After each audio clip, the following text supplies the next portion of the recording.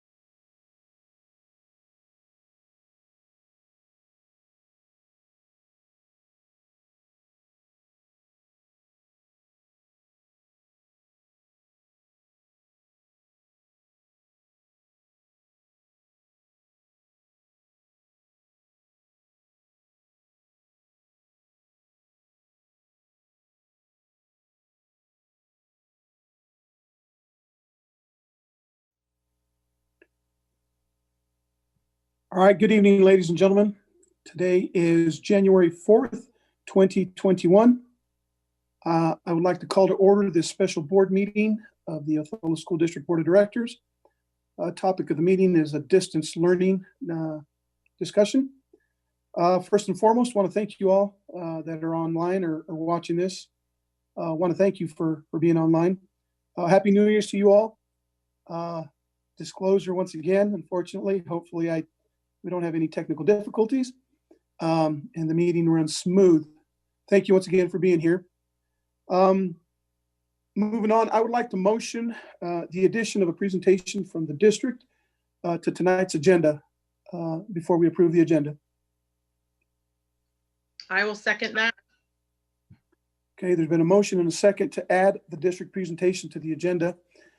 Any further discussion? All in favor, aye. Aye. Aye. Aye.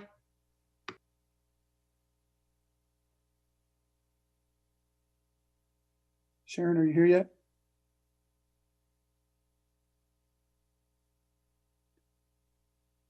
Motion carries 4-0.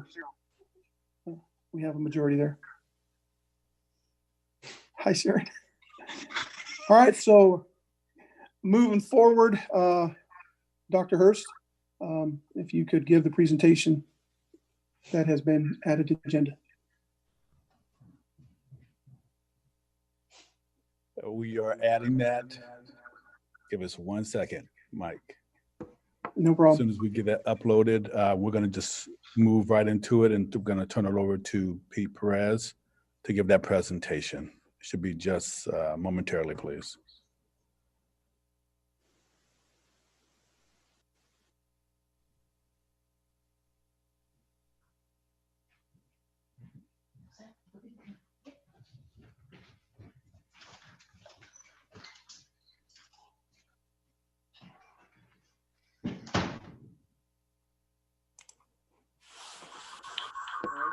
Good evening to the board and to our constituents and families that are watching. Certainly excited to provide an update about state of learning in the Othello School District. Encouraged most recently by the downward trend in numbers in our community as it relates to the COVID rate. And I think we're cautiously optimistic and hopeful that things will continue to improve. Certainly, I think we all want to be mindful of a potential surge based on Christmas and New Year's activities, but the Department of Health meeting this morning was encouraging for our community and for our county. Since the last time we've had an opportunity to present to the board, when we adopted metrics related to elementary and secondary reopening planning, the governor and OSPI certainly partnered and provided additional guidance for school districts and adjusted their metrics. And they're very, very close to what we recommended several weeks ago. So it was encouraging to see that movement and additional flexibility for local communities to make a determination on the most appropriate moves for their students and their staff and their families. So tonight, what we want to chat about is the impact on the system as it relates to that updated guidance, to provide some information and a recommendation to the board to consider, and to certainly take some questions from the board about possible next steps. What we're recommending is that we begin with our PK through 3 students on January 12th. That would be Tuesday of next week. We would ramp up our planning and our implementation that we had for about 6 or 7 days in November. We targeted those students specifically because of the challenges for delivering instruction in a remote setting, particularly for our youngest learners. That trial run, we were excited about the student response and the family response, and also our staff response. And so we know that we can do it effectively and safely. The trends in the community related to the COVID rates certainly were accelerated at that time and sort of forced our hand a little bit and required a pivot back to online learning. We took advantage of the holiday break to set ourselves up for this experience today. And so we're excited about returning to that work. So our plan would be that on January 12th, we'd bring back our PK through 3 students. That's in alignment with Department of Health recommendations to prioritize our youngest learners, even in those communities with a high COVID activity rate. And Othello is quickly approaching that moderate level as determined by Department of Health, that 350 number. And so we're hopeful that we continue to trend downward. Based on our experience and lessons learned in the PK through 3 implementation in November, we would be prepared on January 14th to bring back our 4 through 6 students. We're going to take those 2 days to reacclimate our kids to have the trial run. We certainly think our 4 through 6 students are developmentally appropriate. They're at a better age to prepare for the transition and to sort of move right into the systems that have been developed at each of the sites. We do want to have an opportunity to assess the operational impact, what it's going to mean for busing and food service, because at that point on the 14th, we'd be really at 50% capacity. And we haven't been at that full capacity since March of last year. It's been quite some time for our folks to be back on campus full bore and for our students to be there. So we're asking for a couple of days there. That's also in alignment with what Department of Health recommends, is that you phase in these similar small groups.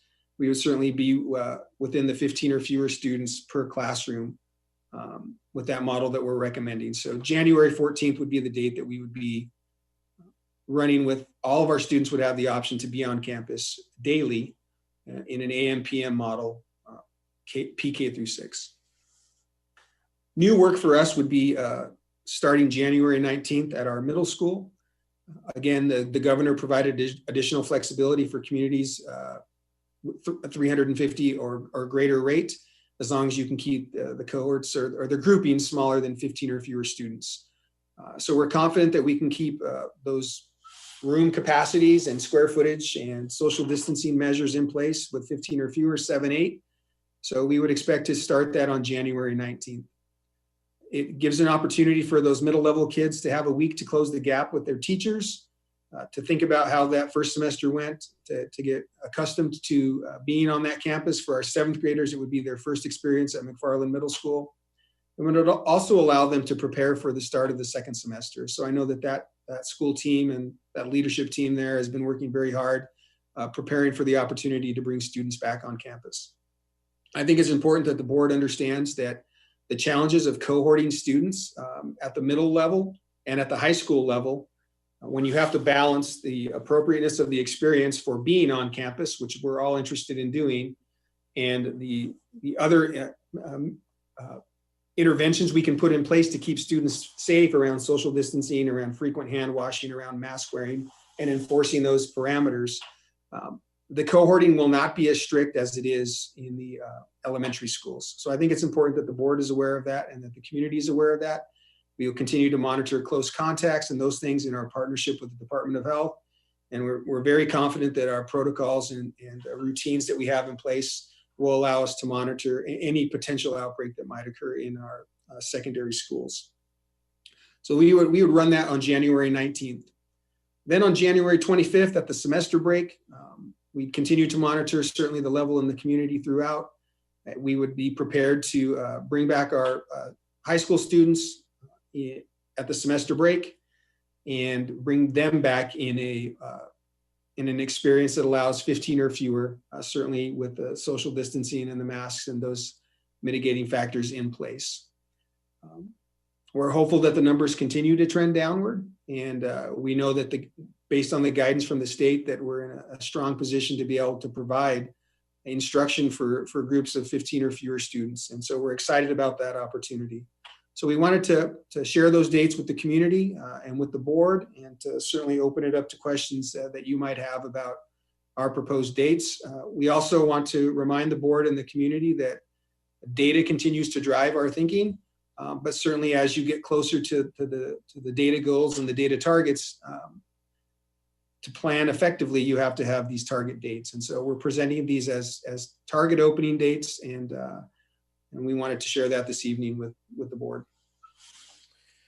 So I have a question just to clarify, Pete. You were very clear about pre-K through 6 is all AM, PM, but you didn't clarify for 7, 8, and 9, 12. Can you just, I just want it to be as clear as we can for those. How would they be going back?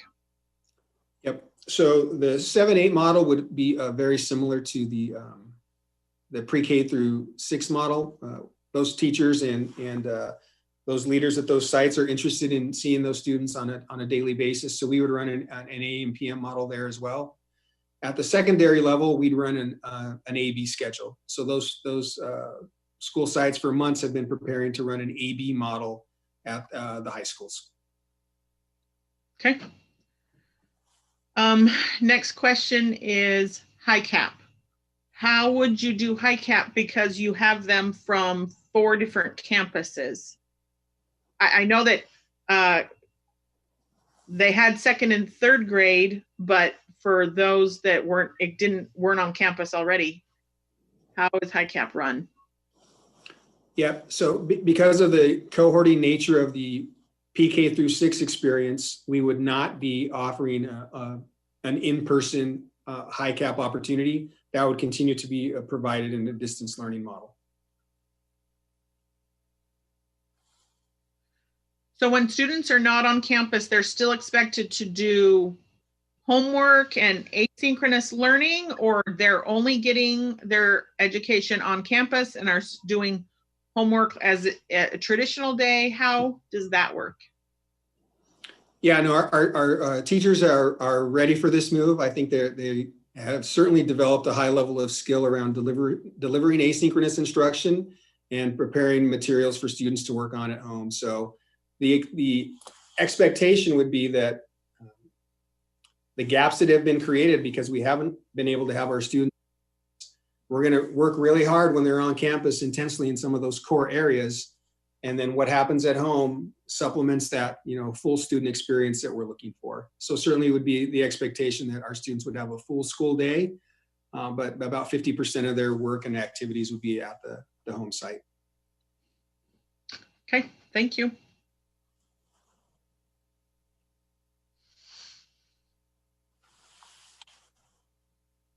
Any other questions from the board members? So high cap, I'm sorry, I just want to. So let's use the example of my 5th grader that's in high cap. Because I live in town, I would be she would go to school in the AM.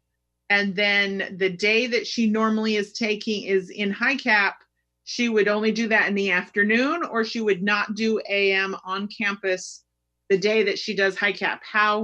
I think most people didn't experience it this way. And I know that the high cap teacher sent out, this is how it happens, but I know that only hit like 35% of her students.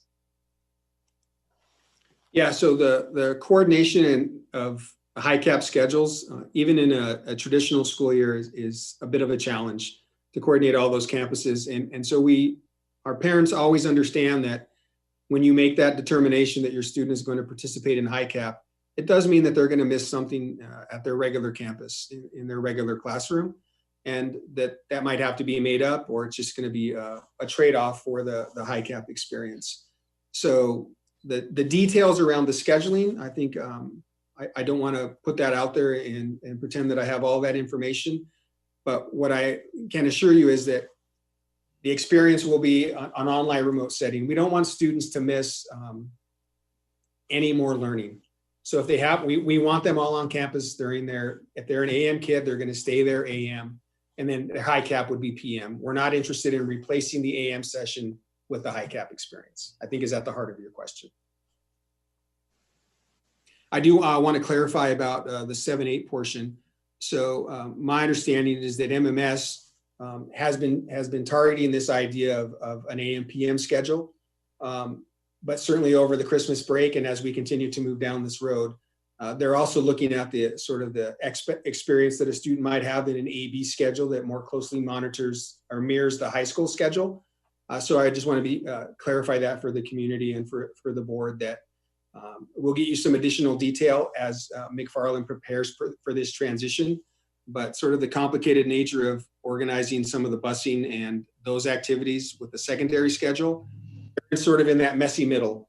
Do they do what the elementary students are doing logistically, even though they might not, it might not be their preferred model instructionally, or do they do what the high school's doing? So we'll coordinate that and clarify that with McFarland and get some messaging out to those families and to the board as well.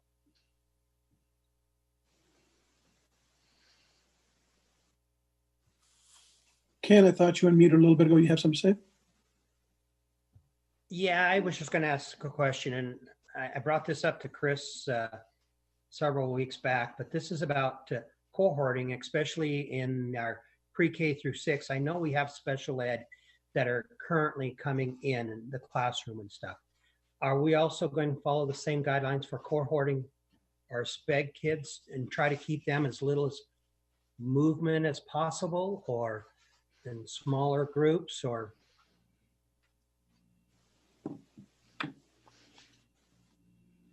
Yeah, I think the preferred model is always to keep the groups as small as possible. But again, it gets back to balancing what are the benefits of having in-person, face-to-face instruction.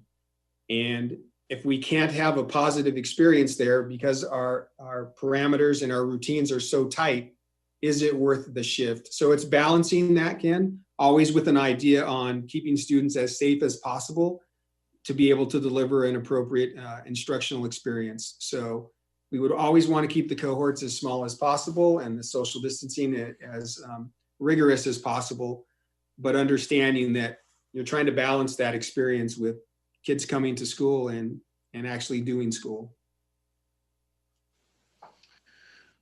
Pete, I was just wondering about when we're doing the cleaning in between the A and the B, are we bringing in more help to make sure we get it done before especially when we start with the 4th through 6th graders, we have more children in the schools. Yeah, there's been lots of learning around that from our staff. Certainly Greg Foltz and Abby Homeless and Sandra Villarreal have been, key in paying attention to what the CDC and L&I and Department of Health puts out around those parameters. So they would have the expertise around that. But back to, I think it's similar to Ken's question.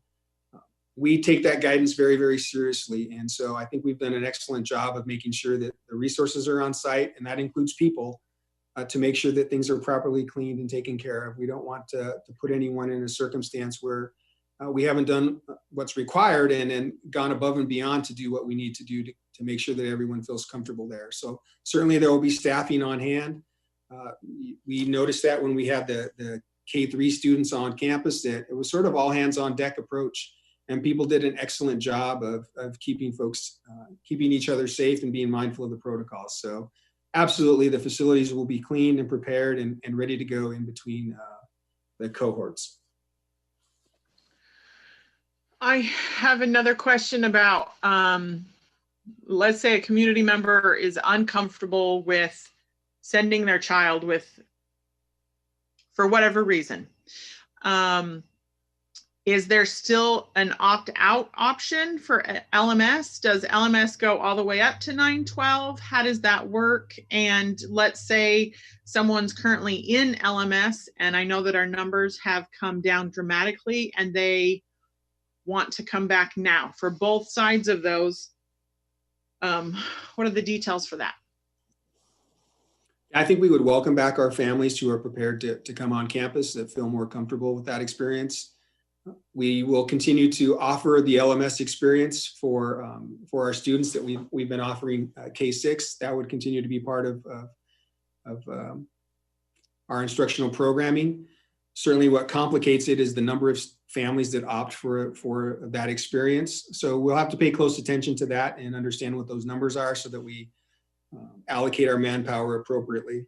So yes, that will continue to be an option. For 912, it's actually a more refined and common experience for those students to have an online learning experience. So we have products and licensing in place already that exist 912 that we could give students a rigorous LMS experience in a distance learning model if their families chose that, so they could continue to earn credits. Okay, so I feel like you answered that for K-6 and for 912, but not for 7-8. Yep. So for 7-8, certainly students that are in high school credit-bearing courses, that we could do that with some coordination between our high school campuses and determining which Odyssey courses we would put them in. We would want to have a conversation with those families because some of those kids are in accelerated programming and make sure that that's the appropriate experience for them. We would continue to offer an LMS experience for those students as well. We just haven't had as many opting for that choice at the middle school, Jen. But yes, we would offer that as well, just like we do at the K-6 buildings. Okay, thank you.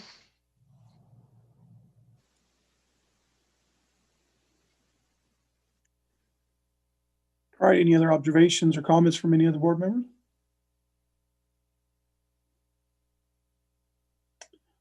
Not seeing any. I am glad that this is here. I am excited. I'm encouraged with the downward trend of our numbers. I want to thank the community because it is a community-wide effort.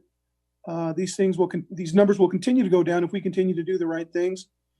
And hopefully, our goal has been, let's get the kids back as soon as we can. Again, this puts dates to different starts. Helps administrators, principals, helps everybody be able to plan. So I will entertain a motion to accept the recommendation tonight so the planning can begin for these dates to be worked upon to get our kids back. Mike, I will make a motion that we accept the phased blended reopening target start dates put forward by the district. Okay, there's been a motion made to accept the phased blended reopening target dates. Can I get a second on that? I will second that motion. All right, thank you, Ken. Any further discussion? All right, all in favor of the recommendation for the phased blending reopening target start dates, aye? Aye? Aye. Aye. Lindsay, I didn't hear. Aye, definitely aye. Thank you very much. Motion passes 5-0. I want to thank Pete, Chris, the entire team. Thank you once again for your service, for your tenacity, for your willingness, for showing us that we are keeping the kids at the forefront of the decisions we're making. Community, those of you that are listening, pass the word. It's up to us that these numbers continue to go down. Let's get them, let's eradicate them would be my hope, my prayer, and someday we will. But for now, let's continue doing the things that we can and watch our kiddos get their smiles back on their faces, eventually, hopefully get sports opened up and everything else that comes with it. And get our community to look into like what it needs to be. Thank you all very much. Those of you that are on the meeting tonight, to my board members, Happy New Year. Thank you for being here tonight. I appreciate all the input and feedback you guys have given us. Having said that, this meeting's adjourned. Thank you very much.